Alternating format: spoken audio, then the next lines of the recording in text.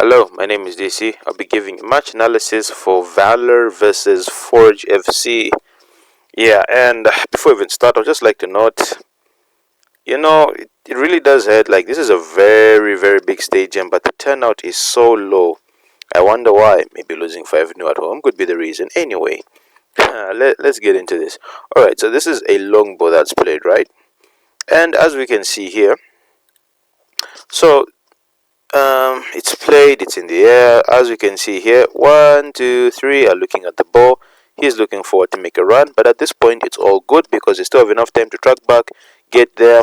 What I do like him, that's here, he reads it, he's early to run. But let's just see what happens, because at this point it's okay. They're in a position to get back and defend. Yeah, just like that, you see. It's that quick because the ball will go up, yes, but it has to start coming down, and in that time it's coming down, you can use it to at least get back. Now this is the painful part here. He misses it. He causes this goal. And then here, let's just let it load for a bit. Oh, I've gone that far behind. Wow. Yes, here. So this part already, not here. He stops running. And then he's in a position that if he was to start running again, he would have to, get back that, how can I say this, body mechanic, not really body mechanic, but he'd have to get back into that running motion.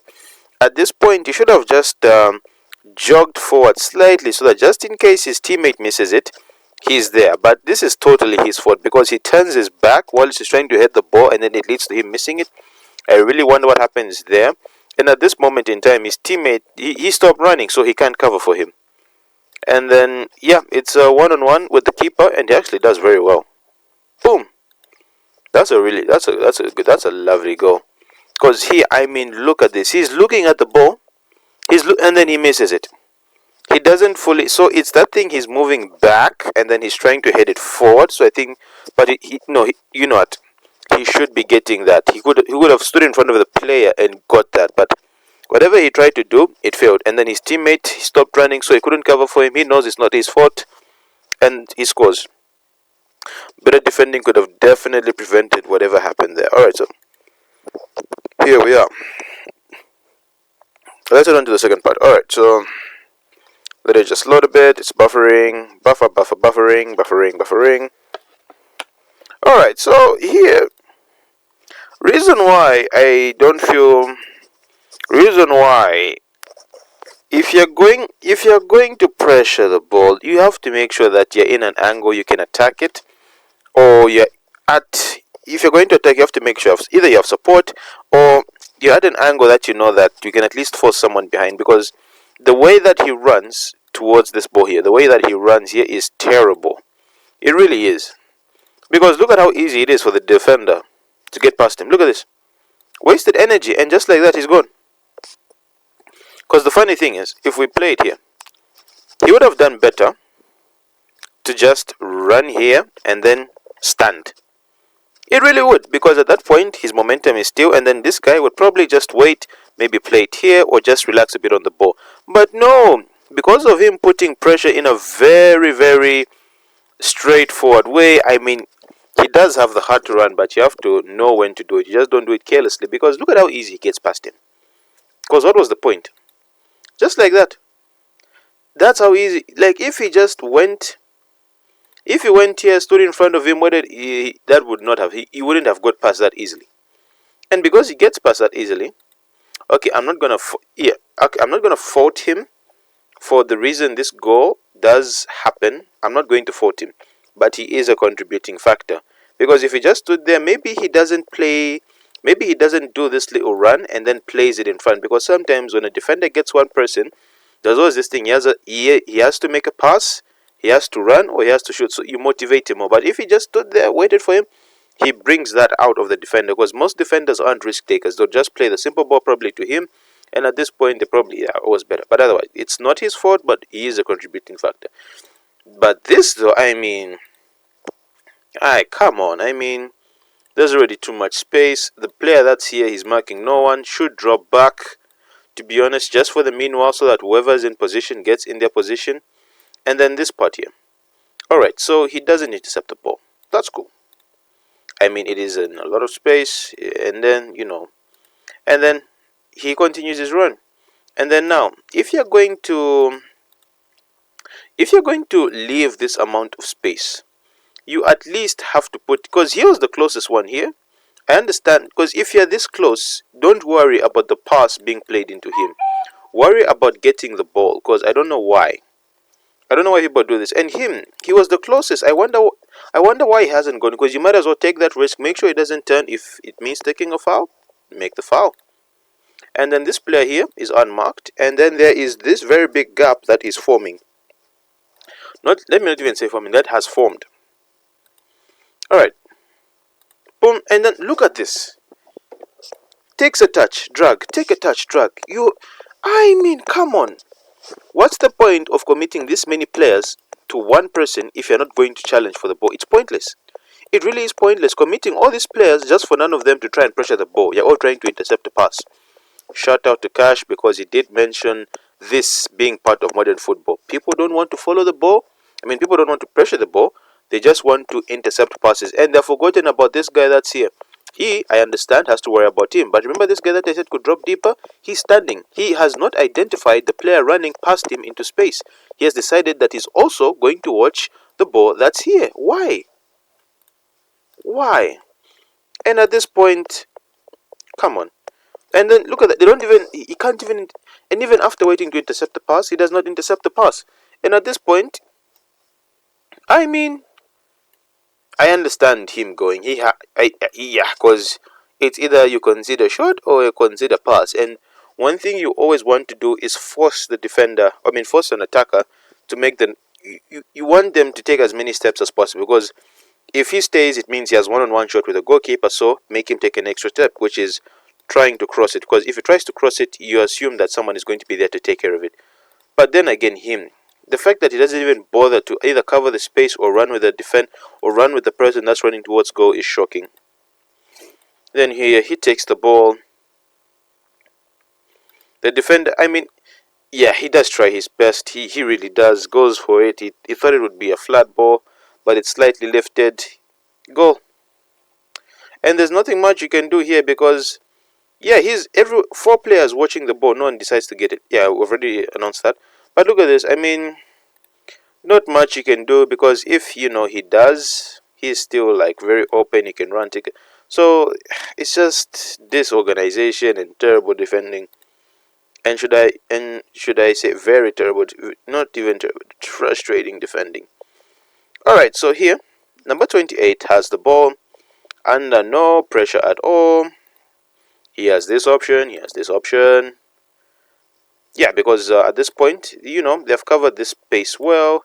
And then, there are two attackers here. They're trying to prevent him from playing that ball. So you might as well just try playing it, side to side. Try and build up some fluidity. Maybe encourage a teammate to drop deeper to try and receive the ball there.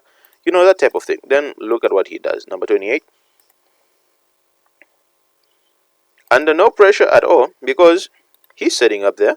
He's like, okay, I can receive this ball, and then maybe we can do something with it. Look at what he does. Boom. I don't know. I think he was trying to play this guy, but no, because I do see his run, but I don't think so because of the way he's shaped. I don't know who he was playing the ball into, but he just loses the ball. Alright. He tried to play a nothing ball, didn't work out, and then they immediately get counted. And that's the risk you play. That's why, because look at this. 1, 2, 3, 4, 5. 5 players behind at this point behind the ball, right? At this point, just start dropping. You really should start dropping. Because at this point, okay, I can understand why. Okay, but still the defender was not supposed to do that. There are better options. Just try and take it slow sometimes. Sometimes it's more important to build up rather than just find yourself in the final third. Alright, so at this point here, he tries to pressure. Doesn't end too well. Now look at number 28. No, just look at him. The person that played the pass, right? The person that lost the ball. Look at that. He pretends. That's pretending. He knew he was not going to get to that. He was better off dropping. And then you have this line here. Then now look at number 28. And then look at number 27. Number 27 is here. He's not the one that lost the ball. Number 28 is here. Have you seen the difference in where they are? Now let me play this forward.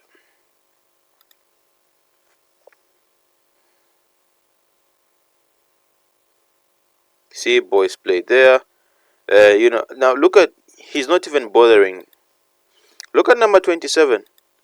Look at look at where the person that misplaced the pass is, and look at the player that had nothing to do with the ball being misplaced but just wants to help the team defend. That tells you something. It really does, because even when I'm playing football, I may not be I will try and track back, but sometimes I do feel lazy. But if I'm the one that loses the ball, I am running. Whether I like it or not, I just force myself to do it because, responsibility. I make a mistake, I might as well try and cover. But this, very suspect. And then it leads to number 27, and then just like, okay, I think I was focusing way too much on one side. Alright, so yeah, because it was very frustrating. Alright, number 9 plays this decoy run. This is why you need defense. This is why you need an attacker, because it takes out this guy here, because he is trying to prevent that pass being played, so it creates that space for this player to run through. Number 5 here, though, he commits too early. I think if he just doesn't focus on getting the ball, but just time it whereby he is slower than the attacker, so at a certain point they meet, but he gets dribbled through anyway. Number 27 gets the ball first. He gets the ball first, but still the penalty was given. So, for all the good work he did, number 27, trying to cover up this guy's mistake, a penalty is considered. That's why football can be very cruel sometimes. It really can. I think this one here, this angle shows it better, because this angle will show it better. He gets the ball first, and then look at his trailing leg. That's a natural movement of the ball. He's not trying to run into the attacker. That's how his leg is supposed to move. The attacker actually fouls this guy here, and yet the attacker gets the foul. But number 27, you get the check. Number 27 is alright in my books. Double, triple, yes. He went all the way from the halfway line just to go and defend, and he got the ball, but unfortunately, yeah, it's just one of those things where the attacker is immediately assumed to be the one in, the right. Otherwise, number 28 is I don't know why, it's very frustrating. The player that loses the ball doesn't even bother to chase it. It really is painful. It really is. Alright, 1-on-1 with the goalkeeper. You see that?